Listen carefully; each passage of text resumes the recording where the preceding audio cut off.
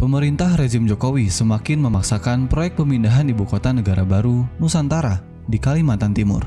Dimulai dari proses RUU IKN dan pengesahannya yang semodel dengan Undang-Undang Ciptaker, yaitu model kilat yang seperti proyek kejar setoran, yang juga skema pembiayaannya yang berubah, yang semula tidak akan dibebankan berat kepada APBN, namun nyatanya kini beban 53,3% akan disandarkan kepada APBN. Hal ini seolah menjadi ciri khas rezim Jokowi yang tidak pernah menepati janji. Terutama jika hal itu menyangkut kepentingan publik, semua akan dirubah secara kilat dengan menabrak semua logika.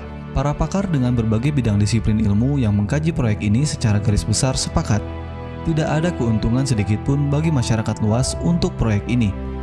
Dari mulai pakar lingkungan yang menyatakan proyek IKN ini hanya akan merusak lingkungan, para pakar ekonomi juga mempertanyakan apa keuntungan untuk masyarakat secara makro untuk proyek IKN ini.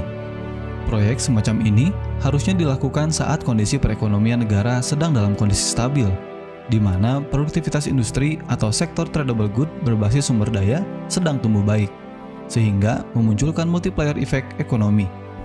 Namun yang ada, proyek ini dilakukan saat ekonomi dalam keadaan sulit. Industri melakukan banyak pemberhentian tenaga kerja, masyarakat kesulitan mendapatkan lapangan pekerjaan, biaya kebutuhan hidup, terutama harga kebutuhan pokok yang terus merangkak. Belum lagi efek perlambatan ekonomi karena pandemik masih berlangsung dengan mengkhawatirkan. Namun, proyek ini seolah menjadi proyek ajaib yang berseberangan dengan segala bentuk kondisi masyarakat dan logika kebijakan publik. Semua ditabrak, dan pemerintah, begitu juga DPR, yang dikatakan sebagai wakil rakyat, menutup mata dan telinga mereka, tidak mau tahu dengan segala kondisi dan logika kebijakan publik ini. Pemerintah dan DPR dengan sangat cekatan memuluskan proyek tidak masuk akal ini seolah mereka sedang dikejar setoran, sehingga dapat dengan jelas jika masyarakat dan para pakar kebijakan publik melihat ada ketidakberesan dalam proyek ini. Mereka melihat hal ini tidak lebih kepada proyek ambisius oligarki untuk kepentingan mereka di tahun penting 2024. Masyarakat secara luas harus segera sadar bahwa cengkraman oligarki ini yang sangat rakus dan berbahaya harus segera dihentikan. Mereka harus sadar, para oligarki ini tidak akan sedikit pun menyisakan kesejahteraan kepada masyarakat.